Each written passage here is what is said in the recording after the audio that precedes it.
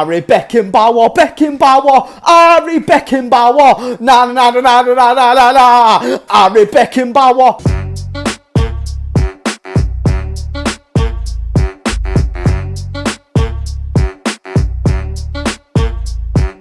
Right, hello there everyone, welcome back to James Redmond TV, and the red is not for friggin' Manchester United, it's for Liverpool, so for those mancs who tuned into the video expecting a manc reaction, unfortunately, you got the worst thing humanly possible. So Manchester United just beat Copenhagen 1-0, and I already see everybody going to the forefront going like, oh, we're in a great performance, and it was very even, or a lot more even than what it should have been. And let's be honest, can we say Copenhagen, or Copenhagen, however you pronounce the name, don't you think that is a more Europa League opposition? So therefore that means the banter is warranted, but also they got the job done, which was crucial because they got 3 more games in their group stage and they went ahead and they got the job done. Because I said anything less than 3 points is a worrying sign and a potential possibility opening the door for them now coming into the Europa League, finishing 4th in that group stage, not on a financial or a marketing point of view, but for a morality point of view, finishing 4th in that group stage would be better for Manchester United than going into the Europa League, because I think everyone understands if they was somehow to fuck this up and they did get demoted to the Europa League, the banter there would be insane. You'll be getting what we've been getting, you know, Europa League posts left, right and centre, like as if we're that obsessed girlfriend that, you know, you just found too good to be true. Oh my goodness, you're too good for me, let me post it everywhere. That's what the Europa League's doing with Liverpool. So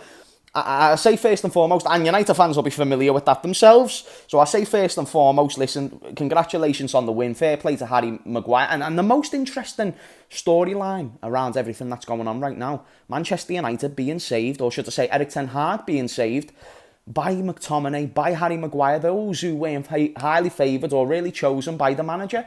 You know, you identify the main culprits last season who brought United success, which was the League Cup, top 4 finish, you know, great home record. You look at Fred, like the improvements of Fred last year was insane, and then he was let out the door this past window. Casemiro was amazing last season, amongst many other players. Rashford had a great spell, and I feel like some of these, you know, regular, you know, the ones that you look towards when things are going wrong, you look towards the likes of Casemiro's and Rashford's, and I'd say that they have dropped a level.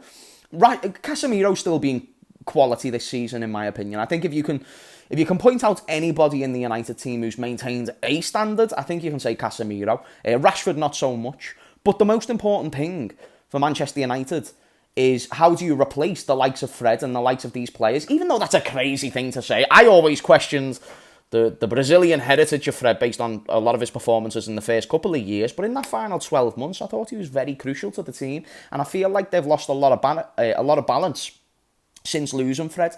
And of course, you know, you see the departures like of De Gea for Onana, which has proven to be quite a questionable replacement that a lot of United fans aren't really too pleased about. I'm sure if United, which technically they could, if you wanted to get David De Gea tomorrow, surely that'd be a possibility. I don't see why not. I saw Andros Townsend go and join Luton Town recently, so, I mean, it depends if David De Gea would want to join after being shafted, but I mean, I'm sure he would. I don't see why not. You know, he goes to the women's games, and it's certainly not something that's too late, let's say. But listen, you know, for Manchester United, they've got a project, and it doesn't mean that it's a good project, but I believe, you know, even though amidst all these bad performances, you know, let's look at Arteta as a case study. And I think Arteta's a better manager than Ten Hag, don't get me wrong.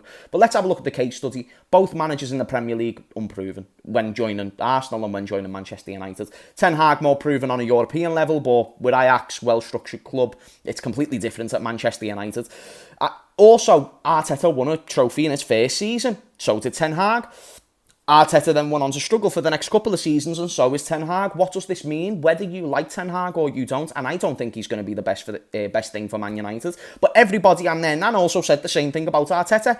Could the Glazers or the people in charge of whether or not Ten Hag stays or goes lean on this and say, do you know what, even though you're not having a good season, we believe that you can build a project. You've established yourself with good young players. You've identified that you can do well with these type of players, so we're going to give you what you want. Here's Lisandro Martinez, here's Malacia. You've already got yourself a Donny van der Beek, and even though he doesn't use these players all that often, Donny van der Beek, Malacia, etc., they are his boys, they are his talent that he's identified, that he's worked with.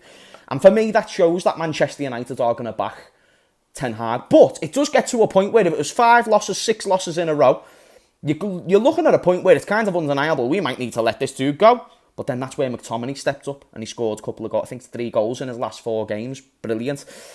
By the way, McTominay, I'm not going to sit here and say he's world class, but I do believe he's kind of overlooked, overhated, if you will.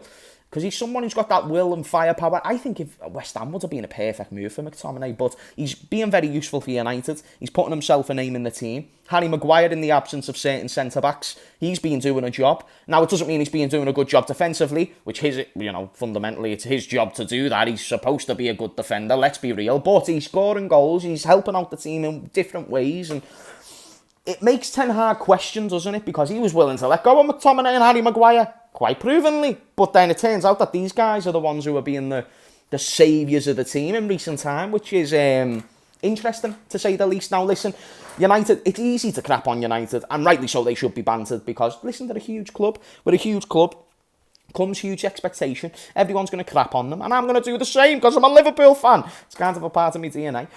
However, I do think that United, for them, it might not be as bad as it's been, but I don't see them competing for any trophies or significant silverware. They'd have to make it a proper push in a cup competition, or I don't see them really doing much in the Champions League. I'm going to keep it all the way 100 with your chat. I just don't see it. I just don't know what they've got in that team that suggests, they're a European level quality team. Even in one-off game, because that's what the Champions League is. That's why I think the Champions League is the hardest competition to win, because it's one-off games. In the Premier League, you lose a game, you've got X amount of games to resolve that loss. In the Champions League, unless it's a 2-legged tie, you haven't got no room for error. It's a loss and it's a loss. And that's why today, if they are lost, you're looking at 3 more games to salvage your points. And Galatasaray have done little bits. I mean, them losing tonight against Bayern Munich would have been very useful, don't get me wrong. But I think United need to create some real urgency around their team right now. And it seems to be those who have been written off by the manager, the ones who are stepping up. Now, this leads into an area of conversation about is the manager trusted? Do the players look at him as somebody that they can trust? For instance, I used to work at a charity. I was a fundraiser, and as a fundraiser, I had targets to hit because they're a charity. So if they're going to be paying me money as a professional fundraiser, it's very understanding that they had targets. You've got to be profitable for the charity, otherwise the charity is losing money. Therefore, we're not feeding homeless people, and that made a lot of sense. And I loved my manager, and he also had targets, but he overseen the region, so he had aerial targets. That meant, because he was a good manager, I wanted to work not only for myself and my targets, but also for him. So that always put him in the extra yards. That's why there was times where I was comfortably on target, but I said, you know what, I want to have a good day. The team's kind of below par. Let me go and help out with the manager.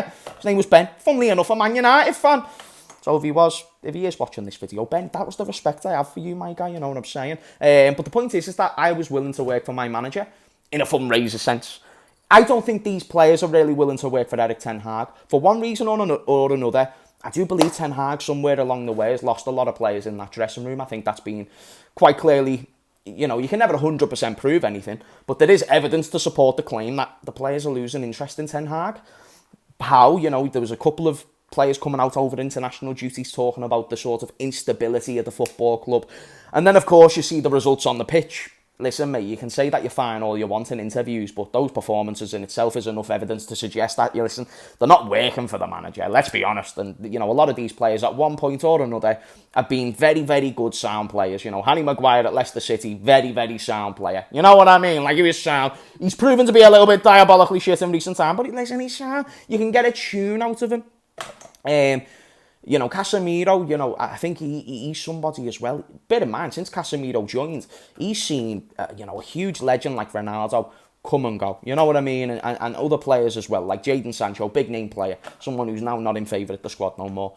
And it just seems to be that a lot of players who aren't starting feel like they should be starting because of the poor performances in the team. In fact, shout out to Traps, who I did a show with earlier. He made a good point about, it was Daps even. He brought up the conversation between Jose Mourinho and Danny Rose. And those two, on the Tottenham documentary, Danny Rose then said to the manager, well, actually, I think you're bang out of order for not starting me, and I'm going to take this to the authorities of the club. Daniel Levy, and you're going to fucking get done in. Jose Mourinho said, don't give a fuck, I'm Jose Mourinho, I think you forgot. Danny Rose was then let out the squad, so lesson learned. But I just don't think Ten Hag has got that same, credit in the bank as a manager. I don't think people look at Ten Hag and go, whoa, you've done everything in the game, you've got multiple Premier Leagues, Champions League with Porto. What are they going to sit there and say? Oh my God, Erik Ten Hag's got a semi-final with Ajax in a Champions League. Oh my goodness, that's fucking insane. maybe. Great achievement.